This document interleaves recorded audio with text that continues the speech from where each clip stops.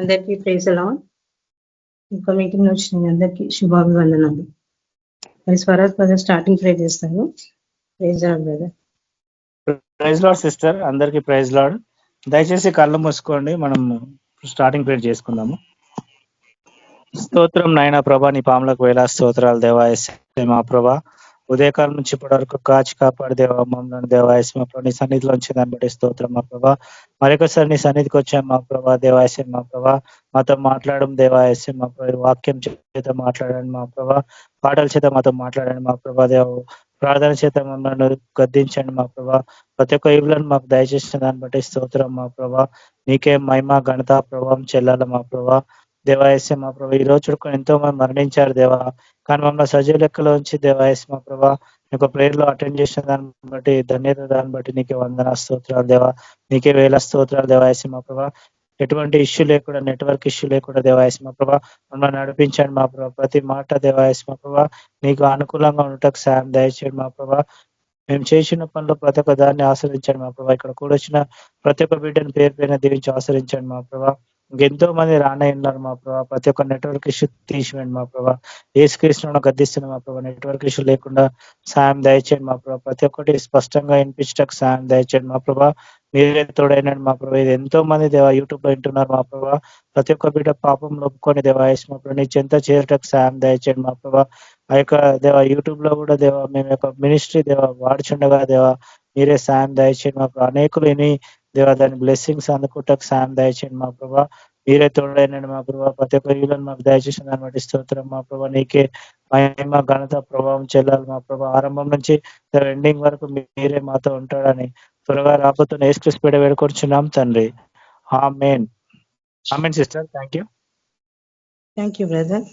సుజాతక్క పాట పాడతాను. Praise lord.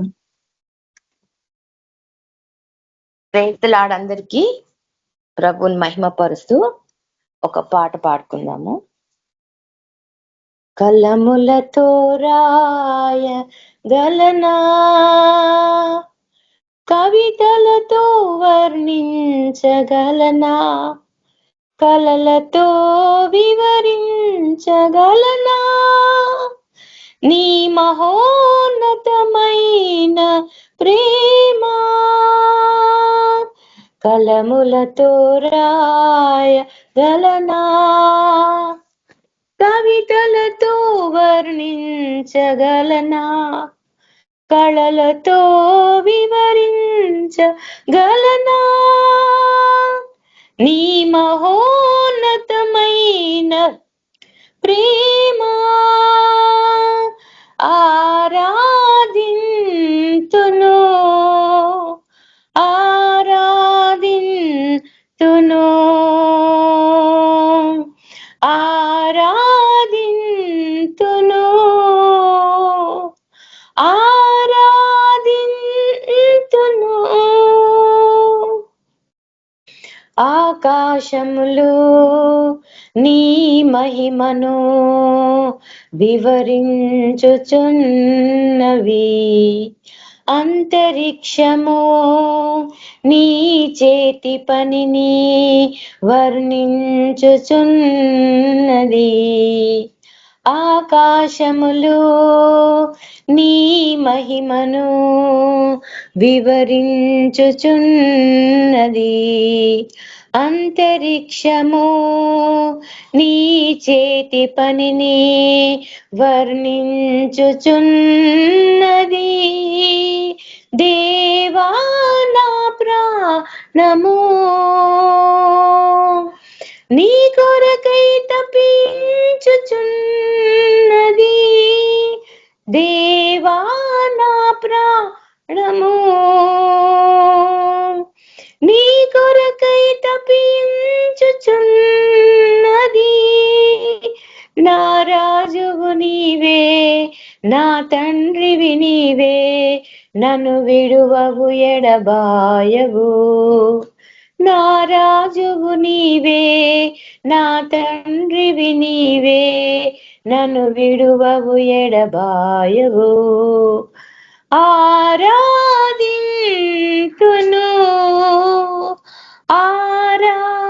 ఆరాధింతును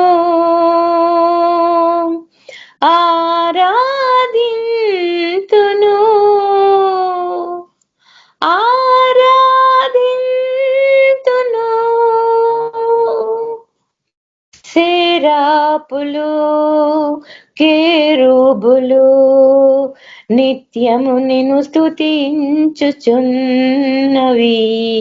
మహాదూతలు ప్రధాన దూతలు నీ నామము కీర్తించుచున్నవి.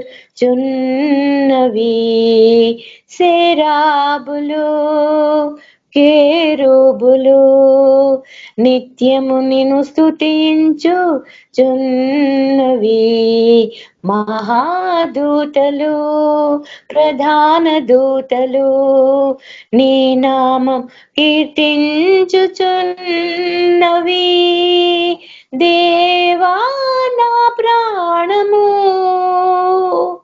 నీ కొరకై తపించుచున్నది. దేవా నా ప్రాణము నీ కొరకై తపించుచున్నది.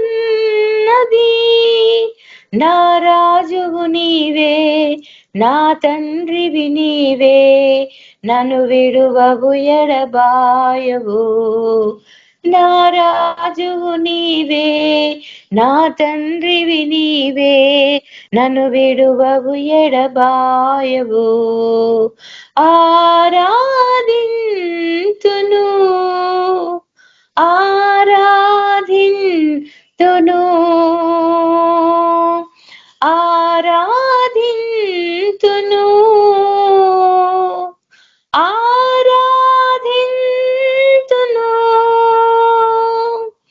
కలములతో రాయగలనా, కవితలతో వర్ణించగలనా, కళలతో వివరించగలనా నీ మహోన్నతమైన ప్రేమ. Thank you sister. Praise the Lord. Thank you sister. Praise the Lord. Madhuri sister వాక్యం షేర్ చేస్తారు. Praise the Lord sister. Praise the Lord sister.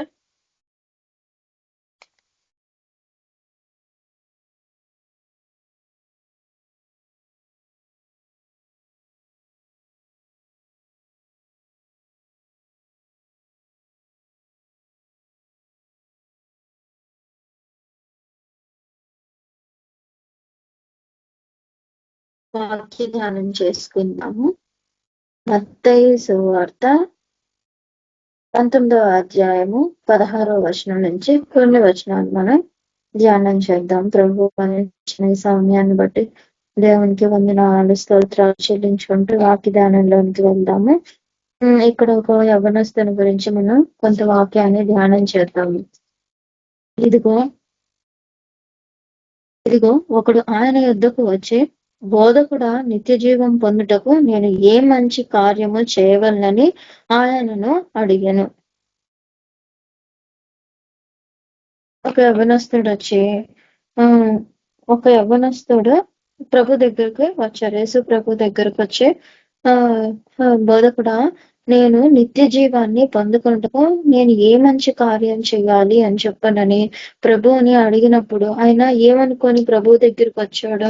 వాక్యం సెలవిస్తా ఉంది, ప్రభువు చెప్తా ఉన్నారు, నేనే మార్గమును సత్యమును జీవమునై ఉన్నాను, నా ద్వారా తప్ప తండ్రి వద్దకు ఎవ్వరూ చేరుకోలేరు అని చెప్పనని వాక్యము సెలవిస్తా ఉంది. ఈయనైతే యేసు ప్రభు దగ్గరికి నిత్య జీవాన్ని, ఆ దేవునితో సాంగత్యం కొరకు పొందుకోవడం చేయడం కొరకు ఆయన నిత్య జీవంలోనికి వెళ్ళడానికి దేవుడి దగ్గరికి వచ్చి ప్రభు దగ్గరికి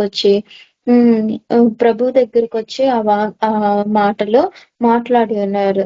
నిత్య జీవాన్ని పొందుకొనుటకు నేను ఏ మంచి కార్యం చేయాలి, ఏం చేయాలయ్యా, ఏ మంచి కార్యం చేయాలి అని చెప్పనని ప్రభువుని అడిగినప్పుడు అందుకు ఆయన మంచి కార్యమును గురించి నన్నెందుకు అడుగుచున్నావు, మంచివాడు ఒక్కడే అని చెప్పనని అంటా ఉన్నారు. అయితే మంచి కార్యం నన్నెందుకు అడుగుతున్నావు, మంచి కార్యం ఎవరు మంచి చేసేది ప్రభువు దేవుడు మాత్రమే. మంచి కార్యం గురించి నన్నెందుకు అడుగుతున్నావు, నీవు అని చెప్పనని అడుగుతా ఉన్నారు. దేవుడు ఎంత మంచి ఈ సృష్టిని సృజించినప్పటి నుంచి ప్రతి ఒక్క దాసుని విషయంలో ఎన్నో మేలులను ఎన్నో గొప్ప గొప్ప కార్యములను వాళ్ళ వాళ్ళ ప్రతి సమయంలో ప్రతి దాసుని ప్రతి జీవి విషయంలో కూడా ఆయన ప్రత్యేకమైన గొప్ప గొప్ప ప్రణాళికలను కలిగి ఉన్న ఆ ప్రభు మాత్రమే, దేవుడు మాత్రమే మంచివాడు. ఆయన ఒక్కడే మంచివాడు ఒక్కడే. నా దగ్గరకు వచ్చి ఏ మంచి కార్యం నన్నెందుకు అడుగుతున్నావు చేయాలని అని చెప్పనని అని ప్రభు ఈ వాక్యాన్ని సెలవిస్తా ఉన్నారు. నీవు జీవంలోనికి ప్రవేశింపగోరిన యెడల ఆజ్ఞలను గైకొనమని చెప్పెను. అయితే నువ్వు నిత్య జీవంలోనికి ఏం కోరుకున్నాడు అతను? నిత్య జీవాన్ని పొందుకోవాలి. అయితే నువ్వు ఆ నిత్య జీవాన్ని పొందుకోవడానికి ఈ ఆజ్ఞలను నువ్వు పాటించు, అప్పుడు నువ్వు నిత్య జీవాన్ని పొందుకుంటావు అని చెప్పనని ప్రభు చెప్తున్నాడు. అతడు ఏ ఆజ్ఞలో అని చెప్పనని ప్రభువుని అడిగినప్పుడు ప్రభు చెప్తున్నాడు, నరహత్య చేయవద్దు, విషరింపవద్దు, దొంగిలవద్దు, అబద్ధ సాక్ష్యంలో పలుకవద్దు, మీ తల్లిని తండ్రిని సన్మానింపు, నిన్ను వలె నీ పొరుగువానిని ప్రేమింపవలెను అని చెప్పానని ఈ ఆజ్ఞలను నువ్వు గైకొను, అప్పుడు నీకు నిత్య జీవము దొరుకుతుంది అని చెప్పనని నిత్య జీవంలోనికి నువ్వు వెళ్ళగలుగుతావు అని చెప్పనని ప్రభువు అతనికి ఈ ఆజ్ఞలను గైకొనమని ప్రభువు బోధించాడు. అయితే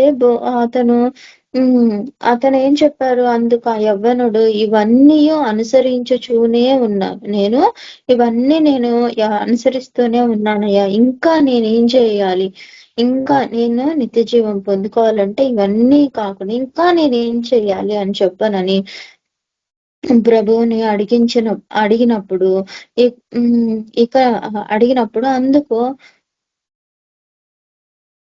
అడిగినప్పుడు అందుకు యేసు ప్రభు ఏమని చెప్పనని అంటా అన్నారు, నువ్వు పరిపూర్ణుడగుటకు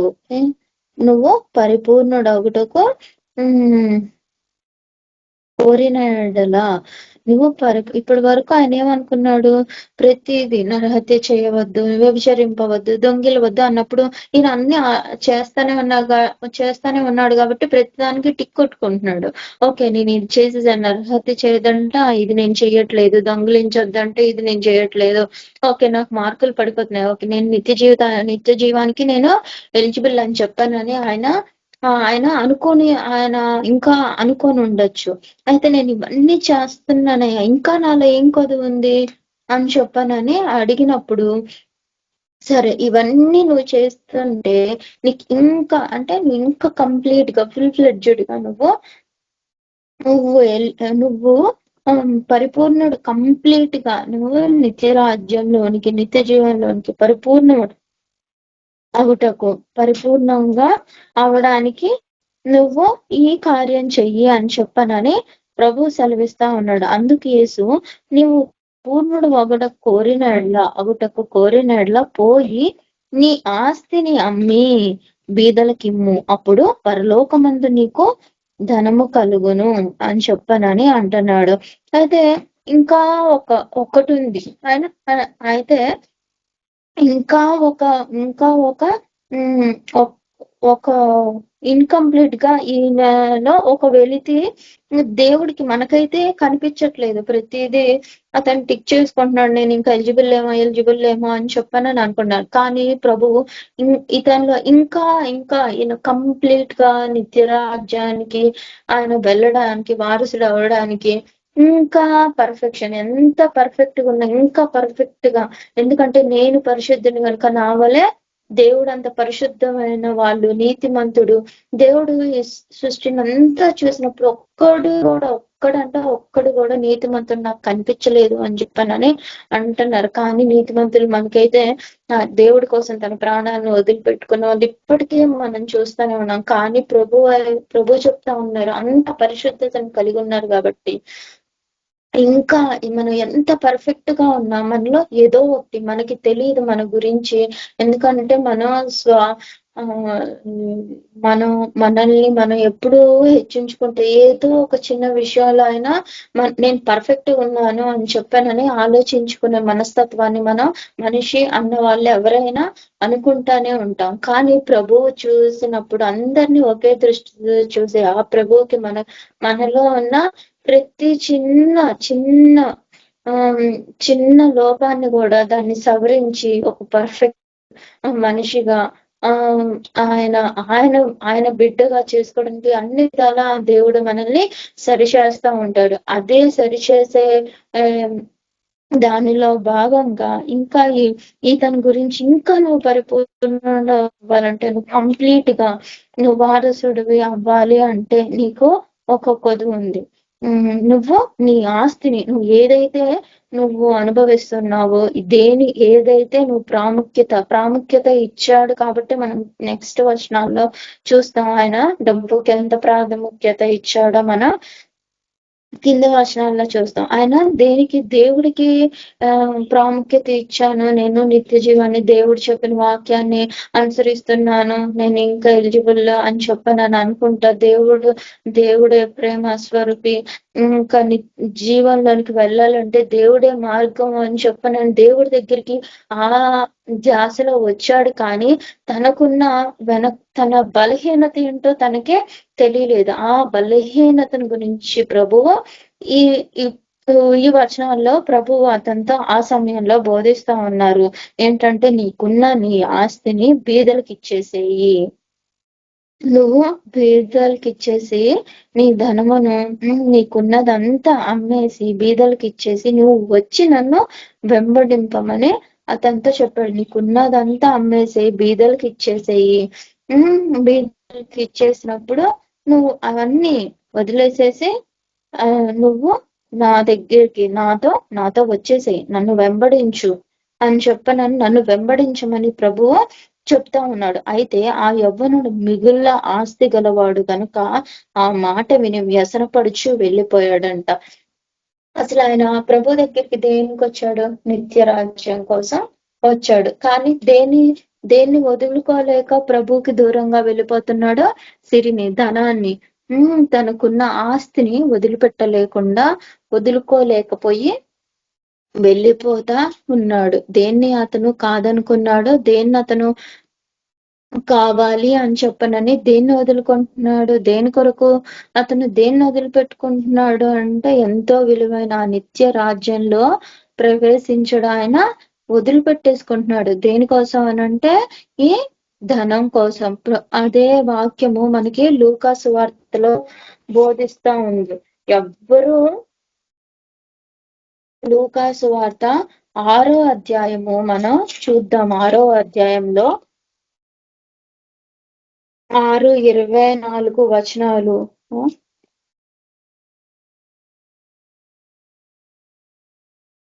మత్తయి 6:24 అండి, సారీ, మత్తయి 6:24లో మనం కొన్ని వచనాలు చూద్దాం, ధ్యానం చేద్దాము. 6:24లో 6:19లో ప్రభువు కొన్ని మాటలు చెప్తా ఉన్నారు, కొన్ని కండిషన్స్.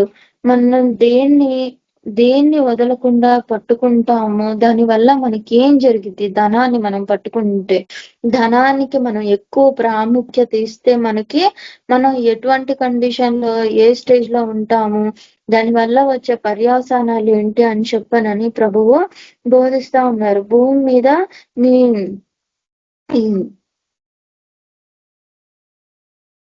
అయితే 24వ వచనంలో చూద్దాం. ఎవడనో ఇద్దరు యజమానులకు దాసుడుగా ఉండనేరడు. అతడు ఒకని ద్వేషించి ఒకరిని ప్రేమించును, లేదా ఒకని పక్షముగా ఉండి ఒకని తృణీకరించును. మీరు దేవునికి సరికి దాసులుగా ఉండనేరరు. అదే కదా ఇక్కడ జరిగింది. ఇక్కడ ఆ యవనస్తుడు ఏం చేశాడు? నువ్వు డబ్బులు, నీకున్న ధనాన్ని పక్కన వాళ్ళకి ఇచ్చేసేసి వెళ్ళిపోయి నన్ను వాళ్ళకి ఇచ్చేసి నువ్వు నన్ను వెంబడించు అని చెప్పనని అన్నప్పుడు ఇతను ఏం చేశాడు? అతను ఏం చేశాడు? ఆ డబ్బులు, తనకున్న ధనమంతా అమ్మేసేసి బీదలకి ఇచ్చేసి దేవుణ్ణి వెంబడించాడా? లేదు కదా. ఇతను ఏం చేశాడు? దేవుణ్ణి తృణీకరించారు. ఇదే చివరి వచనాల 24వ వచనము చివరి ఆఖరి మాటల్లో అదే ఉంది. మీరు దేవునికి సిరికిని దాసులుగా ఉండలేరు. నువ్వు అయితే దేవునికి దాసుడిగా ఉంటావు, లేకపోతే సిరికి దాసుడిగా ఉంటావు. ఇద్దరు యజమానులు నీకు ఉండలేరు ఆ అని చెప్పనని అన్నాడు. అదే రీతిగా ఇతను అదే కదా, దేవుడు సిరికి ధనాన్ని వదులుకోలేకపోయాడు, కానీ అతను కోరుకుని వచ్చిన నిత్య రాజ్యాన్ని మాత్రం ఆయన వదిలిపెట్టేసుకొని వెళ్ళిపోయాడు. ఆయన సంపాదించుకున్న ఆ డబ్బు, ఆయన ఎన్నుకున్న ఆ డబ్బు, ఆ ధనం, ఆ సిరి, ఆయన దేని పక్షాన ఉన్నాడు? ఏ యజమాని పక్షాన ఉన్నాడు? సిరి ధనాన్ని పక్షాన ఉండేసరికి వాక్యం 19వ వచనం ఏం బోధిస్తుంది? 6వ అధ్యాయము 19వ వచనంలో ఏం వాక్యం సెలవిస్తుంది? భూమి మీద మీ కొరకు ధనము కూర్చుకొనవద్దు అని వాక్యం సెలవిస్తుంది. అయితే అతను ఏం చెప్తా ఉన్నాడు? భూమి మీద ప్రభు వాక్యం ఏం బోధిస్తా ఉంది? భూమి మీద మీ కొరకు ధనాన్ని కూర్చుకొనవద్దు. ఇక్కడ చిమ్మటయు తుప్పును తినివేయును, దొంగలు దొంగలిస్తారు. అతను ఈ లోకంలో ఇక్కడ తను సంపాదించుకున్న ఆ ధనం కోసం పాకులాడి అతను ధనం వైపు తిరిగి వెళ్ళిపోయాడు. ధనం కావాలి, దేవుడు వద్దు అని చెప్పని వెళ్ళిపోయాడు. కానీ అక్కడ ఏం జరుగుతుంది? పరలోకంలో నువ్వు ఇక్కడ వదిలేసుకున్నావు అనుకో, నీకెక్కడ నువ్వు సంపాదించుకుంటావు? ఎక్కడ ధనాన్ని సంపాదించుకుంటావు? నువ్వు దేన్ని సంపాదించవు? పరలోకాన్ని, నిత్య జీవాన్ని నువ్వు సంపాదించుకుంటావు. ఆ పరలోక ధనం కూర్చుకోండి. ఇక్కడ ఏదైతే నువ్వు వదిలిపెట్టేసుకుంటావో నువ్వు పరలోకంలో నువ్వు అది సంపాదించుకుంటావు. నువ్వు అక్కడ సంపాదించుకున్నది అది ధనం అనే కాదు, ఏదైనా నీ దగ్గర నుంచి తీసివేయబడదు అని చెప్పనని వాక్యం మనకి బోధిస్తా ఉంది. 20వ వచనం చూద్దాం. 6వ వచనం, 6వ మత్తయి సువార్త 6:20లోకి వెళ్తే 19కి కంటిన్యూషన్ లో, పరలోకమందు మీ కొరకు ధనము కూర్చుకొనడి. ఇక్కడ వదిలేసుకున్న ధనం, ఇక్కడ ప్రభు కోసం ఏదే ధనాన్ని అయితే వదిలేసుకున్నామో మనకు అక్కడ ప్రభువు మన గుక్కడు ప్రభునామలో గుక్కెడు చన్నీళ్ళు ఇచ్చినా గాని ప్రభువు దానికి ప్రతిఫలాన్ని ఇచ్చే గొప్ప దేవుడిగా ఉంటూ ఉన్నారు. ఇక్కడ మీరు వదిలేసుకుంటే, ఈ భూలోకంలో మీరు వదిలేసుకుంటే ప్రభు ఏం చేస్తారు? పరలోకంలో మనం ఇక్కడ వదిలేసుకుంటే పరలోకంలో మనం ధనాన్ని మనం సంపాదించుకుంటాము. అచ్చట అక్కడ ఏం జరుగుతుంది? ఇక్కడ మనం సంపాదించుకుంటే భూలోకంలో చిమ్మట, దొంగలు, తుప్పు పట్టేస్తే దొంగలు తీసేసుకుంటారు. కానీ పరలోకంలో నువ్వు సంపాదించుకున్న ఆ ధనానికి తుప్పైనా పట్టదు, చిమ్మటైనా పట్టదు. దాని దొంగలు తీసుకొని పోరు, దొంగలు దొంగలించరు. నీ ధనము ఎక్కడున్నదో అక్కడనే నీ హృదయం ఉండును. అదే కదా యవ్వనస్తుడి హృదయంలో జరిగింది. అదే కదా యవ్వనస్తుడు కూడా తన హృదయంలో స్థానం ఎవరికి ఇచ్చాడు? ప్రభువుకి ఇచ్చాడా? ప్రభువుకి ఇచ్చుంటే ప్రభువుని వెంబడించేవాడు. కానీ ఆ ధనానికి తన హృదయంలో స్థానాన్ని తీసేసుకోలేకపోయాడు. దేవుణ్ణి వెంబడించలేకపోయాడు. ఆ ధనానికే ఎక్కువ ప్రాధాన్యత ఇచ్చాడు. ధనం ఎక్కడుందో అక్కడే ఆయన హృదయం ఉంది, కానీ ప్రభువు మీద లేదు. ఎందుకు అంటే అది సంపాదించుకుంటా వచ్చింది, వాళ్ళ తల్లిదండ్రుల దగ్గర నుంచి రాని, పితరుల దగ్గర నుంచి రాని, ఫోర్ ఫాదర్స్ దగ్గర నుంచి రాని, అదే దానికే ఎక్కువ ఇంపార్టెన్స్ ఇచ్చాడు. కానీ ఇక్కడైతే ఆయన ఏ ఇంపార్టెన్స్ ఆయన ఇవ్వలేదు. అందుకనే మిగుల వ్యసన పడుచు ఆయన తిరిగి వెళ్ళిపోయినప్పుడు ప్రభువు అక్కడ పరలోకమందు నీకు మనం మళ్ళీ 19వ వచనం మత్తయి సువార్త 19వ అధ్యాయము 21వ వచనంలో ప్రభువు ఇదే వచనాలు కంటిన్యూషన్ లో మనకి ఈ వాక్యం ఉంటా ఉంది. నువ్వు అక్కడ ఆస్తిని అమ్మేసి బీదలకి ఇచ్చేసావు అనుకో, అప్పుడు పరలోకమందు నీకు ధనం కలుగుతుంది. ఇదే కదా ఇప్పుడు వరకు మనం ధ్యానం చేసిన 2 వచనాలు ఆ 2 వచనాలు మనకి ఇవే బోధిస్తా ఉన్నాయి. నువ్వు ఇక్కడ వదిలేసుకుంటే నీకు అక్కడ కలుగుతుంది, అక్కడ ఏం అవ్వదు. నువ్వు సిరికి దీనికి ధనానికి దేవుడికి దాసుడిగా ఉండవు. కాబట్టి నీకు పరలోక రాజ్యాల్లో దేవుడి వాక్యం ఎంత స్పష్టంగా పదే పదే పదే పదే మనకి బోధిస్తా ఉంది ఏంటంటే, నువ్వు ఇక్కడ వదిలేసుకుంటే, నువ్వు ధనాన్ని వదిలిపెట్టేసుకుంటే నువ్వు పరలోకంలో నిత్య రాజ్యంలో ఉంటావు, అక్కడ ధనాన్ని సంపాదిస్తావు, అక్కడ స్థానాన్ని సంపాదించుకుంటావు అని చెప్పనని వాక్యం మనకి సెలవిస్తా ఉంది. అయితే ఈయన సెలవిస్తా ఉంది. అప్పుడు ఆయన ఏం చేశాడు, మిగులు చాలా డబ్బు ఉంది కాబట్టి ఆయన వెళ్ళిపోయాడు. వ్యసనపడుచు ఆయన మిగులు వ్యసనపడుచు ఆయనకున్నది వామ్మో ఇన్ని డబ్బులు, ఇంత ఆస్తి, నేను చాలా డబ్బులు ఉన్నాయి, ఇవన్నీ వేరే వాళ్ళకి ఇవ్వాలి, నేను కష్టపడి సంపాదించుకుంది మా తల్లిదండ్రులకి మా తల్లిదండ్రులు నాకు ఇచ్చిన డబ్బు నేను వాళ్ళకి ఇచ్చేది ఏంటని అని ఆయన అలా వ్యసనపడుతూ వెళ్ళిపోయాడు. కానీ అప్పుడు యేసు ప్రభు ఏమంటున్నాడు, తన శిష్యులను చూచి ధనవంతుడు పరలోక రాజ్యంలో ప్రవేశించుట దుర్లభమని మీతో నిశ్చయంగా చెప్తున్నాను, ఖచ్చితంగా చెప్పేస్తున్నాడు. ధనవంతునికి పరలోకంలో స్థానము లేదు లేదు లేనే లేదు అని చెప్పానని ఖచ్చితంగా చెప్పేస్తున్నారు. ఇదిగో ధనవంతుడు పరలోక రాజ్యంలో ప్రవేశించుట కంటే సూది బెజ్జంలో ఒంటె దూరుట సులభం. సూది బెజ్జంలో ఒంటె దూరుతుందా? అసలు లేనే లేదు. అయినా వెళ్ళిద్దేమో కానీ పరలోక రాజ్యంలో ధనవంతుడికి స్థానము లేదు అని చెప్పనని దేవుడి వాక్యం బోధిస్తా ఉంది. అయితే శిష్యులు ఈ మాట విని మిక్కిలి ఆశ్చర్యపడి, ఇదేంటి, ఏం మాటకు ఆశ్చర్యపడ్డారో, ధనవంతులకు అస్సలు స్థానం లేదు అన్న మాటకి చాలా ఆశ్చర్యపడి, అలాగైతే ఎవడు రక్షణ పొందగలడని అడుగగా యేసు వాణిని చూచి, మనుష్యులకు అసాధ్యమే గాని దేవునికి సమస్తము సాధ్యము అని చెప్పాను. అయితే ఈ పరలోక రాజ్యం గురించి ఎవరు వెళ్తారు ఎవరు వెళ్ళరు అని చెప్పనని అన్న విషయంలో దేవుడు వీళ్ళకి తన శిష్యులకి క్లారిటీ ఇస్తా ఉన్నాడు. అయ్యా ఎలాగా మరి ధనవంతుడు వెళ్ళలేడు, పరలోక రాజ్యంలోకి వెళ్ళలేడు. దానికి ఉపమానంగా ఏం చెప్తున్నాడు, సూది బజ్జంలోకి ఒంటైనా వెళ్ళిద్దేమో గాని ఇలా అంటున్నావేంటయ్యా అని చెప్పనని అంటే, దేవుడికి ఇది మనుషులకు అసాధ్యమే కానీ దేవునికే సాధ్యము అని చెప్పనని అక్కడ ఒంటె అంటే అది కాదు. ఒంటె అంటే మనం ఇలా చూసుకుంటే ఒంటె కాదు, ఏంటి ఎంతటి బలవంతుడైనా దేవుడిలోకి వచ్చినప్పుడు, దేవుడి మార్గంలోనికి వెళ్ళినప్పుడు ఎలాంటి వారికైనా స్థానం ఉందేమో గాని వాళ్ళు దేన్నైతే దేవుడు వదిలిపెట్టుకో అని చెప్పనని అంటున్నాడు, దాన్ని వదిలిపెట్టుకోకపోతే వాళ్ళకి ఎటువంటి స్థానము లేదు అని చెప్పనని దేవుడి వాక్యం బోధిస్తా ఉంది. అయితే లూకా సువార్త 19వ అధ్యాయము 8-9 వచనాలు మనం కొన్ని వచనాలను మనం ధ్యానం చేద్దాము.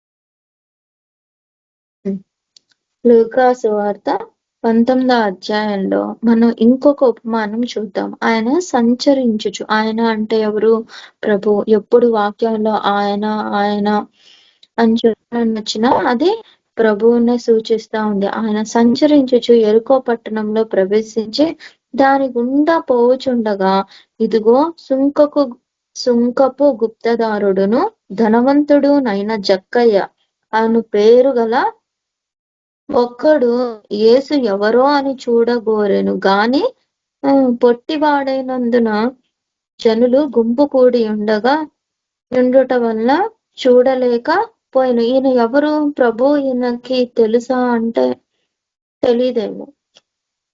ఇంతవరకు చూడలేదు. అసలు ఎవరో ఈయన. ఎందుకంటే ప్రభు ఆ రోజుల్లో చాలా గొప్ప గొప్ప కార్యాలు చేశారు. అదే అసలు ఆ చుట్టుపక్కల ప్రాంతాలంతా వ్యాపించిపోయింది. ఆయన గురించి ఈయన కూడా వినుంటారు. అందుకే ప్రభు వస్తున్నాడు, ఆ ప్రాంతంలో సంచరిస్తున్నాడు అని చెప్పనని తెలియగానే ఆయన ఆయన ఒకసారి చూద్దాం అని చెప్పానని ఆయన వెళ్ళాడు. వెళ్ళి ఆయన పొట్టివాడైనందుకు ఆయన మేడి చెట్టు, అప్పుడు యేసు మేడి చెట్టు పొట్టివాడైన జనులు గుంపు కూడి ఉండటం వల్ల చూడలేకపోయాను. అప్పుడు యేసు ఆ త్రోవలో రానయ్యున్నాడు, అటుగా వెళ్తున్నాడని తెలిసి అతను పరిగెత్తుకుంటూ ఇతనిలో ఉన్న ఆతురత ఆయన్ను చూచుటకు ఒక మేడి చెట్టు ఆతురత కలిగి పరిగెత్తుకుంటూ దేవుడు ఎవరు ఆ ఆలోచన తన హృదయంలో ఆసక్తి కలిగిన వాడే పరిగెత్తుకుంటూ పోయి నేను ఎక్కడ మిస్ అయిపోతాను అని చెప్పనని మేడి చెట్టు ఎక్కి దేవుణ్ణి చూద్దాము, ఈ త్రోవలో వస్తున్నాడు కదా అని చెప్పనని ఆయన అనుకొని చూస్తూ ఉంటాడు. యేసు ఆ చోటికి వచ్చినప్పుడు కన్నులెత్తి చూసి, జక్కయ్య త్వరగా దిగుము, నేడు నేను నీ ఇంట నుండవలసి ఉన్నది అతనితో చెప్పగా అతడు త్వరగా దిగి సంతోషంతో ఆయన్ను చేర్చుకుని, దేవుణ్ణి ఎవరైతే చేర్చుకుంటారో వాళ్ళకి దేవుడు అంతటి సంతోషాన్ని, దేవుడు ఇచ్చే శాంతి, సమాధానాలు, సంతోషాలు వాళ్ళ జీవితాల్లో ఎప్పుడు ఎక్కువగానే ఉంటాయి. దేవుణ్ణి పొందుకున్నప్పుడు మన జీవితంలో కూడా నిరాశలు, నిస్పృహలు అవన్నీ పోతాయి. తెలియని సంతోషము, సమాధానం, శాంతి అన్నది మనకి దొరుకుతా ఉంది. అదే అతను ఎవరో చూడాలని వచ్చిన అతనికి దేవుడు అది గమనించాడు. దేవుడికి మరుగై ఉన్నది ఏదీ లేదు. ఆయన హృదయాంతరంగాలు నెరిగిన దేవుడు కనుక ఆయన్ని చూశాడా.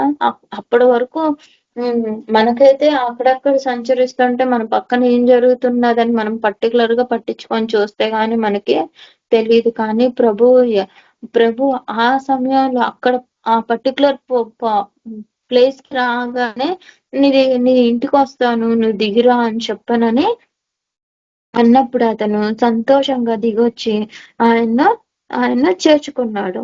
చేర్చుకున్నందుకు అందరూ అది చూచి ఇక్కడ అందరూ అది చూచిన పాపి అయిన మనుష్యుని యొద్ద బస చేయవలెనని చాలా సనుక్కుండ్రి. జక్కయ్య నిలువబడి, ఇదిగో ప్రభువా, నా ఆస్తిలో సగం బీదలకు ఇచ్చుచున్నాను. నేనెవని యొద్దనైనను అన్యాయముగా దేనినైనా తీసుకుని ఎడల అతనికి 400 మరలా చెల్లింతునని ప్రభువుతో చెప్పాను. అయితే ప్రభువు మనల్ని పరిశీలించినప్పుడు మనలో ఏదుందో మనకి తెలిసిద్ది. ఇందాక ఒక యవనస్తుని గురించి చూసుకున్నప్పుడు, ధ్యానించినప్పుడు అతనికి డైరెక్ట్ గా దేవుడు ఇదిగో నీలో ఇది ఉంది, బలహీనత ఉంది, తీసేసుకొని నన్ను వెంబడించంటే ఆయన వ్యసనపడిచి వెళ్ళిపోయాడు. కానీ ఇక్కడ దేవుడు ఇతని హృదయాన్ని ఆకర్షించినప్పుడు ఈయనలో ఉన్న బలహీనత ఏదో, ఈయనలో ఉన్న ఏదైతే వెలుతో దేవునికి దూరంగా ఉన్నది, దేవునికి ఇతనికి మధ్యలో ఉన్నది, అదేదో ఆయనకి ఈ ప్రభు బోధించకుండానే కొంతమందికి బయలుపడిపోతా ఉండి దేవుడికి నాకు అడ్డంగా ఉంటుంది, దాన్ని తీసేసుకోవాలన్న తలంపు వాళ్ళకే వచ్చింది. మేబీ అలాగే ఈ జక్కయ్య కూడా అలాగే ప్రేరేపణ దేవుడు కలిగించాడు. అదే ప్రేరేపణ వలన ఆయన ఏమంటున్నాడు, దేవుడు అడిగాడా, జక్కయ్య నీ ఆస్తిని అమ్మేసే, 4 గింతలు నువ్వు ఎవరి దగ్గర నుంచి తీసుకున్నావు వాళ్ళకి ఇచ్చేసేయి అని చెప్పి ప్రభు బోధించాడా? లేదు. ఏమంటున్నాడు, ఇతనికి తనలో తనకే అనిపించింది. ఏమన్నా ప్రభువు ఎప్పుడైతే తనని పిలిచాడో, తనని చేర్చుకున్నాడో, ప్రభువుని ఎప్పుడైతే తన ఇంటిలోకి, తన హృదయంలోనికి అతను చేర్చుకుని, తన ఇంట్లోకి తన హృదయంలోనికి ఎప్పుడైతే చేర్చుకున్నాడో అప్పుడు అక్కడ ప్రభువు ఉన్న చోట ఎటువంటి చెడు కార్యాలకు కూడా స్థలము ఉండదు. అయితే అట్టి రీతిగానే ఇతను ఏది వదిలేసుకుంటున్నాడు, ప్రభు అడగకుండాను, ప్రభు అడగలేదు ఇంతవరకు, నువ్వు ఏదైతే చేసావో అది వదిలేసేయి అని చెప్పనలేదు. కానీ ఆ తలం ఇతనికే వచ్చింది. దేవుడు తన హృదయాన్ని మార్చాడు. ఏం చేశాడు ఇప్పటి వరకు? అందరి దగ్గర ఎక్కువ పన్ను వసూలు చేసి, అందరికి రెట్టింపు ట్యాక్స్ వేసి అలా చేస్తూ వచ్చాడు. అతనే చెప్తున్నాడు. ఆయన పాపాలు ఆయనే ప్రభువు దగ్గర ఒప్పుకుంటూ ఉన్నాడు. అయ్యా ఇదిగో నా దగ్గర ఉన్న ఆస్తిలో సగం బీదలకి ఇస్తున్నాను. ఎందుకు ఆ ఆస్తిలో సగం? అదంతా పాపం వల్లే, ఎక్కువ దురాశ వల్లే వచ్చింది. అది వాటిలో సగం ఇచ్చేస్తున్నాను. ఇంకా నేను ఎవరి దగ్గర అయితే అన్యాయంగా తీసుకున్నానో వాళ్ళకి 4 అంతలు వాళ్ళకి రిటర్న్ చేసేస్తాను అని చెప్పనని ఆయన పాపాలను ఒప్పుకొని ఆయనకున్న ఆ పాపాన్ని తీసివేసుకుంటున్నాడు. తనలో నుంచి తాను తీసివేసుకుంటున్నాడు. అప్పుడు ప్రభు ఏం చేస్తున్నాడు? అప్పుడు 4 వంతులు మరలా చెల్లిస్తున్నాడు. అందుకు యేసు ప్రభు ఏమంటున్నారు? ఇతడును అబ్రహాము కుమారుడే, ఎందుకనగా నేడు ఇంటికి రక్షణ వచ్చి ఉన్నది. ఇతను కోరుకోలేదు, ఆ రక్షణని కోరుకోలేదు. జస్ట్ ఏమనుకున్నాడు? ఆయన ఎవరో యేసయ్య అంట, చూద్దాం.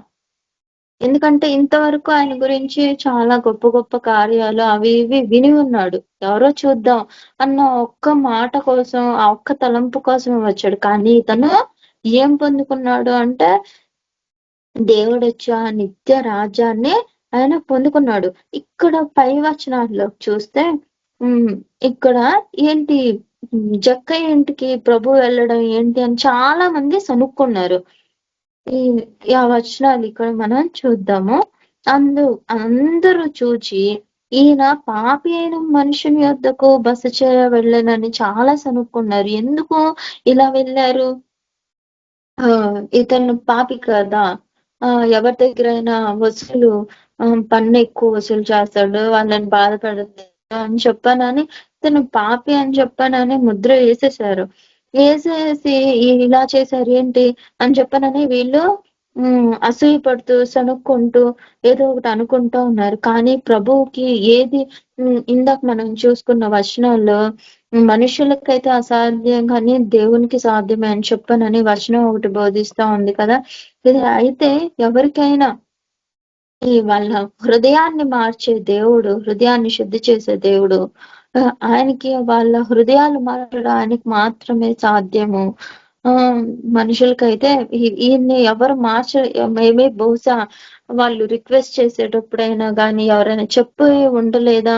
మేబీ చెప్పుండొచ్చేమో, ఇంత తీసుకుంటున్నావు ఇది తప్పు అని ఎవరో ఒకరు చెప్పుండొచ్చు. కానీ ఈయనని మార్చింది ఎప్పుడు? ఇతను మారాడు, ఈయన చేసింది తప్పు అని ఎప్పుడు ఒప్పుకున్నాడు? ప్రభువుని చేర్చుకున్నప్పుడు మాత్రమే, ప్రభువు గురించి ధ్యాస కలిగి ఉన్నప్పుడు మాత్రమే ఇతను మారగలిగి ఉన్నాడు. ఈ కార్యం ఎవరికి సాధ్యమైంది అంటే ప్రభు వల్ల మాత్రమే ఇది సాధ్యమైంది. అందుకే ప్రభు వాక్యం సెలవిస్తా ఉంది, తండ్రి ఎవరినైతే ఆకర్షిస్తాడో అతడే నా యొద్దకు రాగలడు అని చెప్పని వాక్యము సెలవిచ్చింది. దేవుడైతే ఇద్దరిని ఆకర్షించాడు. అతను దేవుణ్ణి తెలిసిన ఇతను తెలియదు. ఇతనికి తెలియదు. ఆ యవనస్తునికి దేవుడు ఎవరో తెలుసు. చిన్నప్పటి నుంచి దేవుడు వాక్యాల్లో వింటానే ఉన్నాడు, దాని ప్రకారం జీవిస్తానే ఉన్నాడు, ఆజ్ఞలు గైకొంటానే ఉన్నాడు. కానీ ఆ యవనస్తుడు ఏం చేస్తాడు? ధనానికి దాసుడిగా ఉండి ధనానికే ఎక్కువ విలువ ప్రాధాన్యతను ఇచ్చి నిత్యరాజ్యాన్ని అతను పోగొట్టుకుంటే ఈ జక్కయ్య పాపి అని చెప్పిన అందరూ స్టేట్మెంట్ వేసిన ఈ జక్కయ్య ప్రభువుని చేర్చుకొని ప్రభువు చెప్పని మాట చెప్పక ముందే నీలో ఈ లోపం ఉంది తీసేసే అని చెప్పక ముందే ప్రభువుని చేర్చుకున్నాడు. కాబట్టి అతని పాపాన్ని ఆయన వదిలేసుకొని విడిచిపెట్టేసి ఒప్పుకొని ఆయన దేవుణ్ణి ఆయన ఇంటికి అతనికి రక్షణని పొందుకోగలిగాడు. ఈయన చూడండి, ఆ డబ్బుకి దాసోహమై దేవుడిచ్చే ఆ నిత్య రాజ్యాన్ని పరలోకంలో ఆయన ఇచ్చే స్థానాన్ని ఇతను కోల్పోయాడు. జక్కయ్య మాత్రం పరలోక రాజ్యంలో ఆ రక్షణని పొందుకున్నాడు. ప్రభువు పొందుకున్నాడు. అలాగే మనం కూడా మనలో ఏదైనా ఈ వీళ్ళ విషయంలో ధనం ఒక్కటే కనిపిస్తూ ఉండొచ్చు, ఏమో తెలీదు. మన విషయంలో ఏది ప్రభు వద్దు ఇచ్చేయొద్దు అని చెప్పని అంటా ఉన్నారు. ఒకవేళ మనం దాన్ని వదిలిపెట్టుకోలేకపోతున్నామేమో. ప్రభు బోధిస్తూ ఉన్న జక్కయ్య విషయంలో మనం దేవుణ్ణి ఆయన చేర్చుకోవడం చూసాము. చేర్చుకున్నప్పుడు ఆయన వదిలేసుకుని ఏదైతే దేవునికి అతనికి మధ్యలో ఏదైతే భారంగా దూరం చేస్తుందో దాన్ని వదిలేసుకుని ఎలా నిత్య రాజ్యానికి వారసుడు అయ్యాడు, ఆ రక్షణ పొందుకున్నాడు. మనం కూడా ఏమన్నా మన జీవితాల్లో మనం ఇలాగ బందీలుగా వాటికి దాసులంగా ధనమే కావచ్చు, ఇంకేదైనా తెలియదు మనకి, కానీ ప్రభువుని మనం చేర్చుకున్నప్పుడు ప్రభు మనకు బయలుపరుస్తారు. ఏదైనా ఉందా అని చెప్పనని ప్రభువుని కోరుకున్నట్టయితే ప్రభు మనకు కూడా ఇలాగే మనకు కూడా బయలుపరిచి మనలో ఉన్న బంధకాలను తీసి మనల్ని కూడా ఆ నిత్య జీవితంలోనికి, నిత్య రాజ్యంలోనికి, నిత్య జీవానికి వారసులమయ్యడానికి, పరలోక రాజ్యంలో ఆ ధనాన్ని సంపాదించుకోవడానికి, ఆ నిత్య రాజ్యంలోకి వెళ్ళడానికి మనకు కూడా ప్రభువు సహాయం చేసే వారిగా ఉంటూ ఉన్నారు. కనిపెట్టి ప్రభువుని అంగీకరించి దేవునిలోనికి మనలో ఉన్నదాన్ని తీసివేసుకొని ప్రభువుని పొందుకునే బిడ్డలంగా ఆ నిత్య రాజ్యానికి వారసులుగా ఉండడానికి ప్రభు మనకి సహాయం దయచేయను గాక. థ్యాంక్ యూ అండి.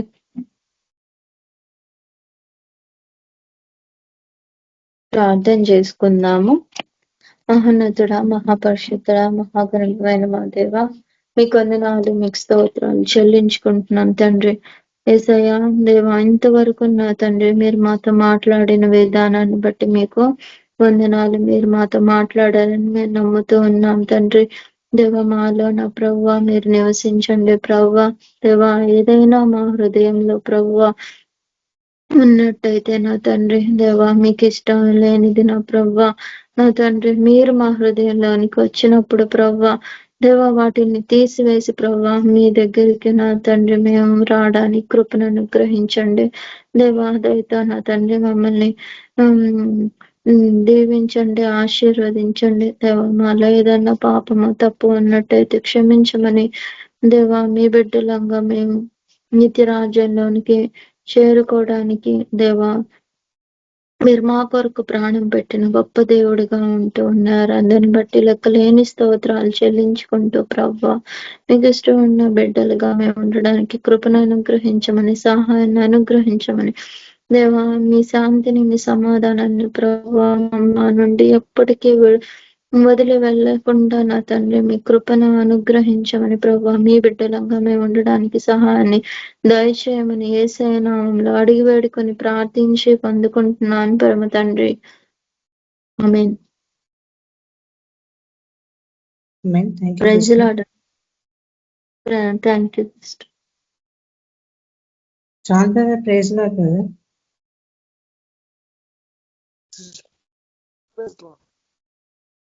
Hello, blessing you and brother. Sound వినిపిస్తుంది సరిగా.